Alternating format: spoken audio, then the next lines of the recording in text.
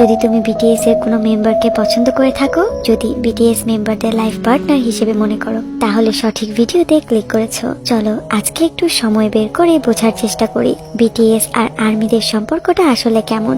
আমরা কি তাদের আসলে নিজের করে পেতে পারি? আমি আমার মাধ্যমেই তোমাদের বোঝানোর চেষ্টা করব।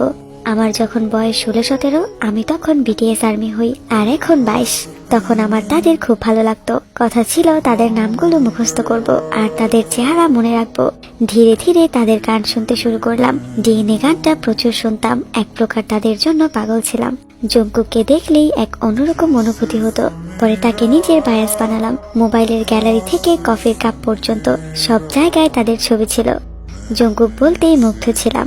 সকল ফ্রেন্ডরাও আমাকে কোরিয়া যেতে উৎসাহ দিত। তারপর আর কি, আবেগে কন্ট্রোল করতে না পেরে 2021 সালে একটি ইউটিউব চ্যানেল খুললাম, যেখানে বিটিএস এর শর্ট ভিডিও দেওয়া শুরু করলাম। 2024-এ পাক্কা একজন আর্মি হলাম। বয়স বাড়ার সাথে সাথে অনেক কিছু রিয়েলাইজ করলাম। ধীরে ধীরে অনুভব করতে শুরু করলাম জঙ্কুক শুধু একটা কল্পনা, একটা ভ্রম, যা শুধু আমার মনে আর মাথায় থাকে। জঙ্কুক এই ব্যাপারটা জানেই না। সে কখনো আন্দাজও করতে পারবে না যে আমি এক্সিস্ট করি। এটাও বুঝলাম তাদেরও একটা ব্যক্তিগত পছন্দ আছে। তারপর থেকেই তাদের সাথে কোনো মেয়ে দেখলে আর হিংসা হতো না, জেলাস হতাম না। তৃপ্তির সাথে ভাবতে শুরু করলাম এটাই বাস্তব, এটাই রিয়েলিটি। যেটা আমি ভাবি সেটা না। প্রত্যেক সদস্যকে সমান চোখে বন্ধু ভাবলাম। মেনে নিলাম মিলিয়ন মিলিয়ন আর্মি আছে, আমরা শুধু বন্ধু, তার বেশি কিছুই না।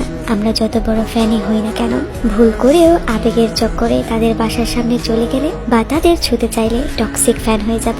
আমি ততদিনই একজন ভালো আর্মি যতদিন আমি দূর থেকে তাদের সম্মান করব। আমরা অনেকেই মনে করি নির্দিষ্ট কোনো মেম্বারের প্রতি ভালোবাসা না থাকলে, অনুভূতি না থাকলে আর্মি হওয়া যায় না। তাহলে ভাবো তো, 6 বছরের বাচ্চা থেকে 80 বছরের বৃদ্ধা কেন আর্মি হয় বলো? তাদের তো কোনো চাওয়া পাওয়া থাকে না। তারা শুধু বিটিএস এর সুরকে কাছে টেনে নেয়। তারা না স্বামী চায় না বয়ফ্রেন্ড। তখন আমি রিয়েলাইজ করলাম, আমি যদি তাদের গানকে না ভালোবেসে তাদের পিছনে পড়ে থাকি, তাহলে কখনোই একজন রিয়েল আর্মি হতে পারবো না।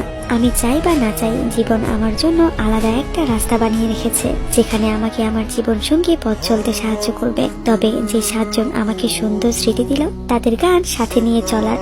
তোমাদের এ সকল কথা আমি আমার জীবন থেকে বললাম, কারণ আজকাল অনেক ছোট ছোট আর্মিরা সোশ্যাল মিডিয়াতে এসে পাগলামি করে, নিজের আবেগকে কন্ট্রোল করতে না পেরে এমন বিভিন্ন পোস্ট করে, যার জন্য বাকিরাও বিটিএস কে ব্যাড এফেক্ট মনে করে। আমি এক সময় তোমাদের মতো ছিলাম। বায়াস রাখা খারাপ না, তবে তাদের বন্ধু ভাবাটা জরুরি। যখন তুমি তাদের একজন ফ্রেন্ড হিসেবে দেখবে, তখন তাদের গানের অর্থগুলো বুঝতে পারবে।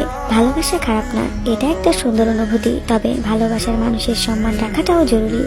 নিজের আবেগকে কন্ট্রোল করো। আমি জঙ্কুককে ভালোবাসি তাকে পাওয়ার জন্য না, তার মতো একজনকে খোঁজার জন্য। কারণ বাস্তবতা এটাই, আমরা এট দ্য এন্ড জাস্ট একজন আর্মি, একজন ফ্রেন্ড।